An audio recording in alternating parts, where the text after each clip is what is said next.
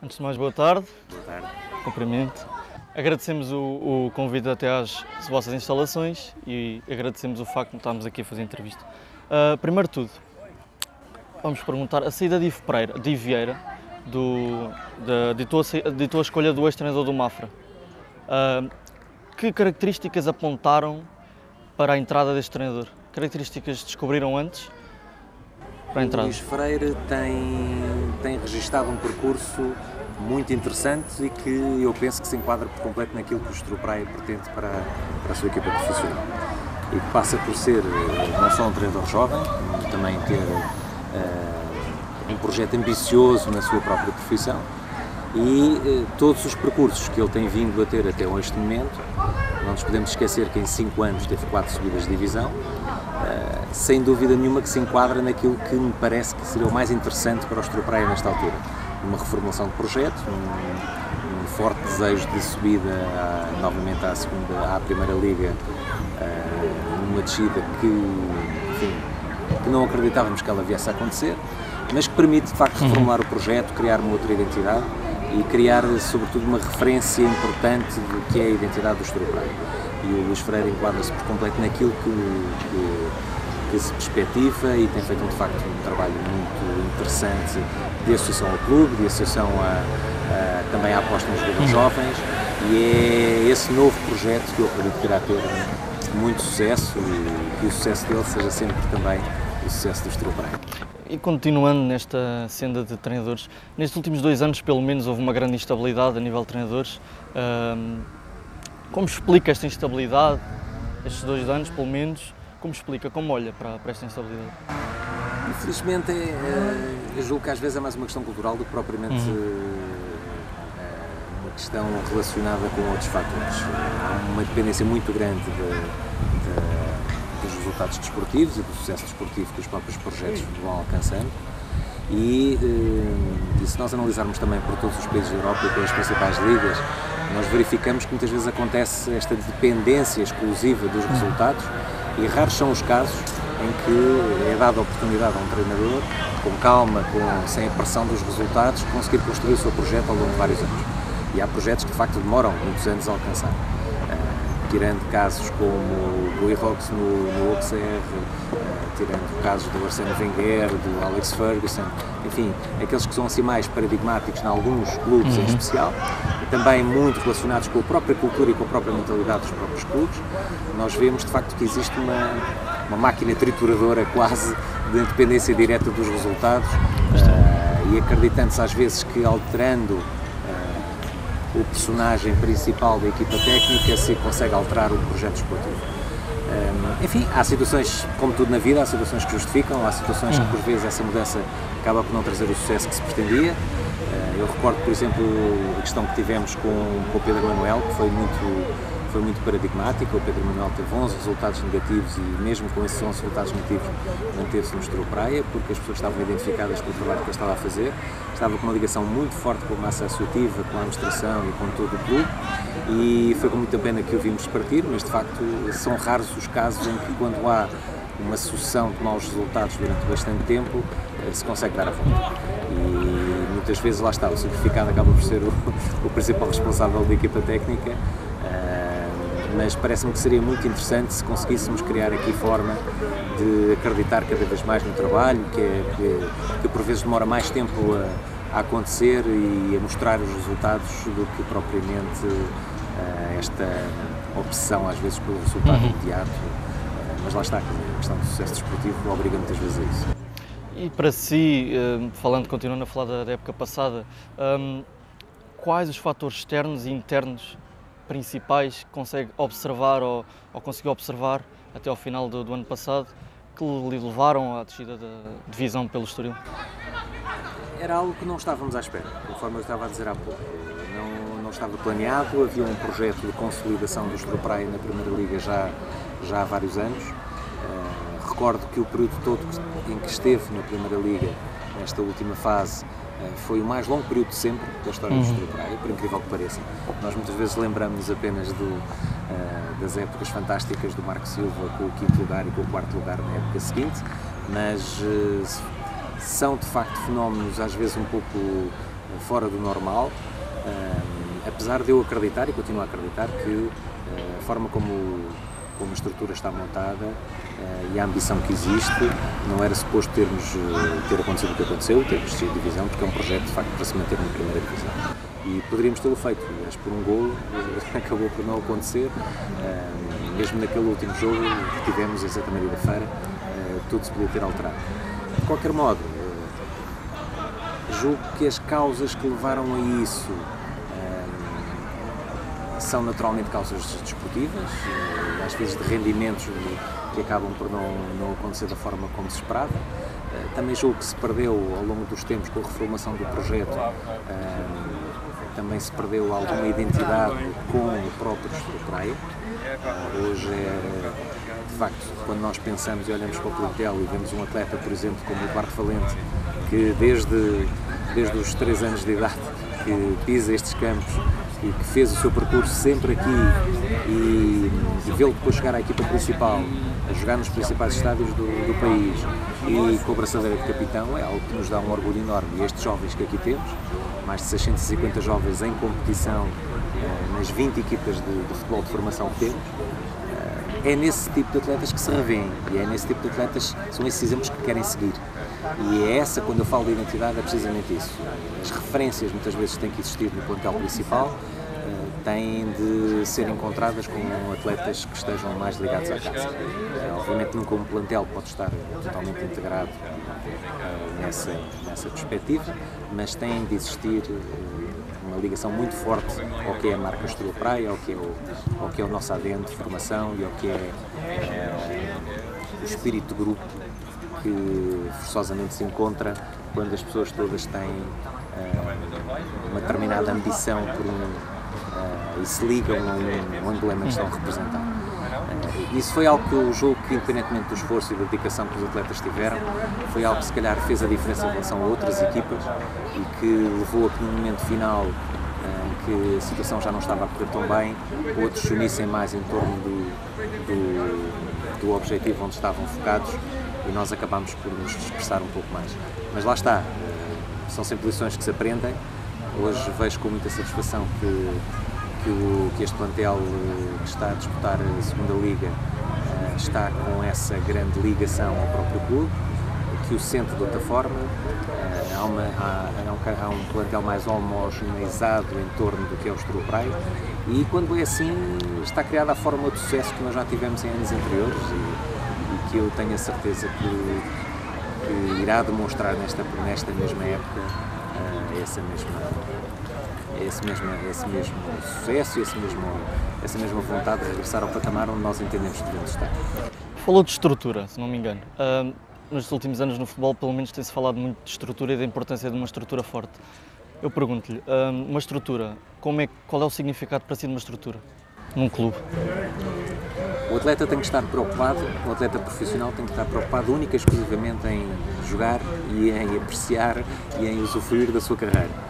E o papel de quem está no backstage, digamos assim, é criar todas as condições para que nada lhe falte e para que ele faça precisamente a sua atividade da forma como tem de fazer.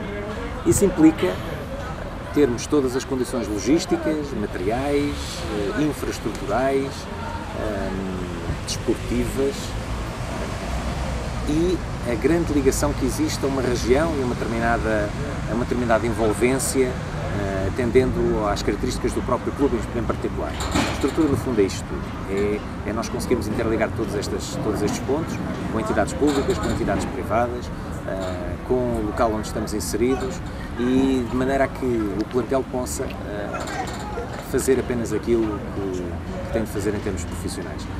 Para que nada lhe falte, para que tenha todas as suas obrigações devidamente cumpridas por parte de quem é a entidade patronal e para que se foque naquilo que é absolutamente essencial, que é ser atleta profissional e corresponder dentro de campo em termos desportivos.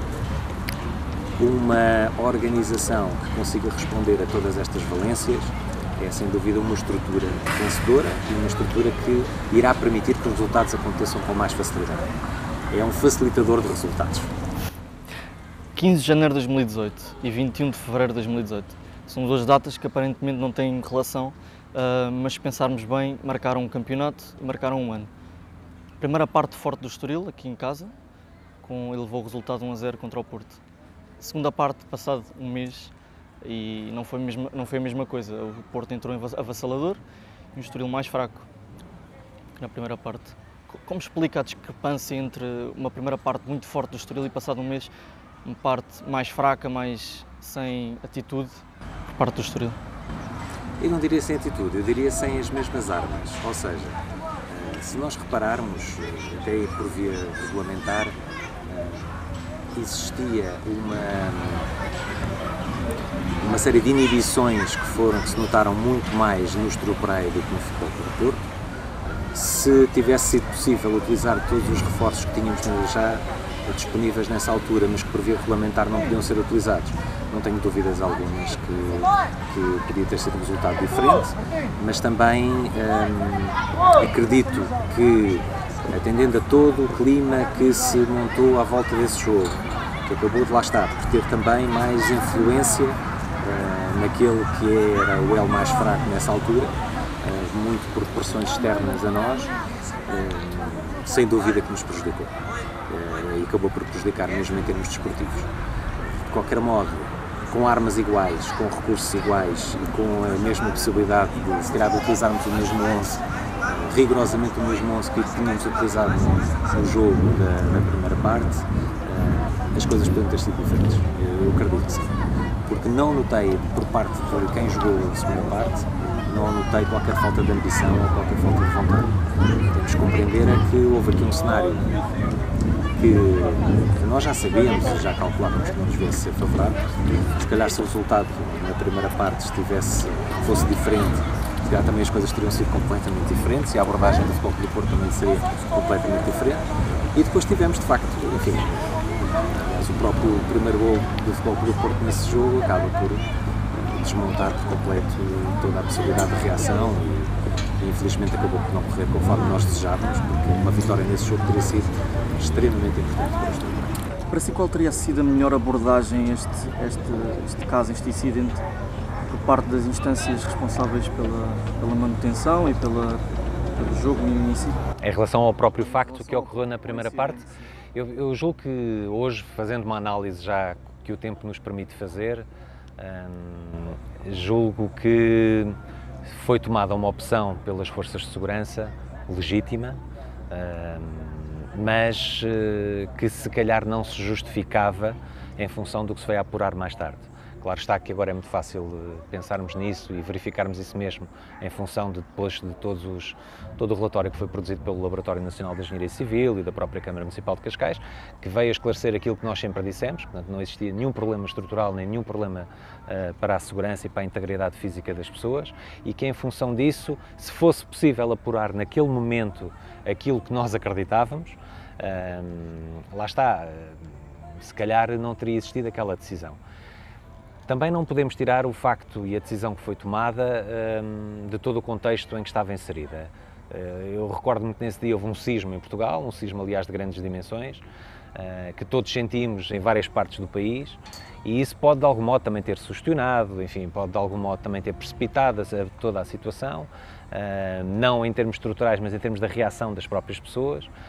Quando tivemos também a situação da claque do Futebol Clube do Porto se deslocar toda para aquela zona da bancada, para a parte onde estão as casas de banho, também gerou ali alguma confusão e a GNR entendeu por bem não facilitar e em função de outros factos que ocorreram de seguida, que também é importante recordar, que foi a situação de vários adeptos do Futebol Clube do Porto terem saído para o exterior e terem inclusive entrado na bancada central do próprio estádio, tornando-a superlotada. Tudo isso obrigou a que fosse difícil colocar outra vez aqueles elementos que ali estavam na bancada respectiva e procederam a um processo de revista que é sempre obrigatório por parte da GNR para aqueles que tinham saído do exterior e que uma vez que o jogo poderia ser retomado, poderem fazê-lo de modo a que todos ficássemos tranquilos e que todos os regulamentos fossem cumpridos.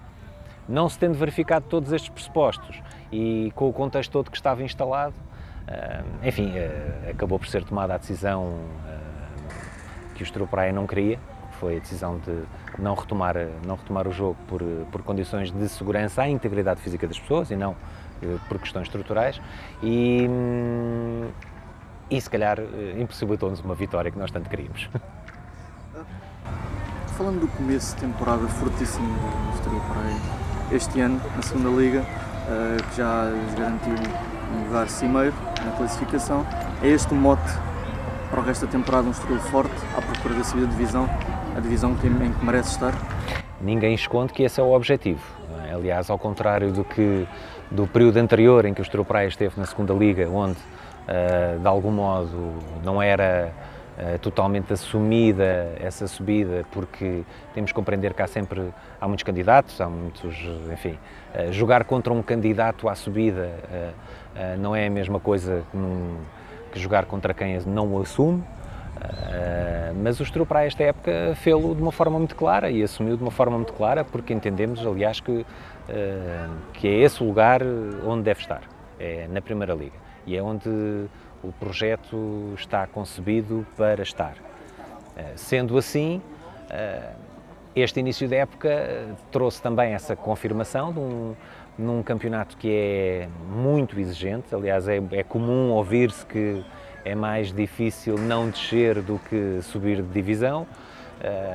Estamos agora também a perceber isso. Vai ser um campeonato extremamente longo, extremamente exigente, com equipas que têm a mesma ambição que nós, e onde cada ponto vai ser absolutamente fundamental. É um campeonato onde a regularidade conta muito e com muita vontade em subir.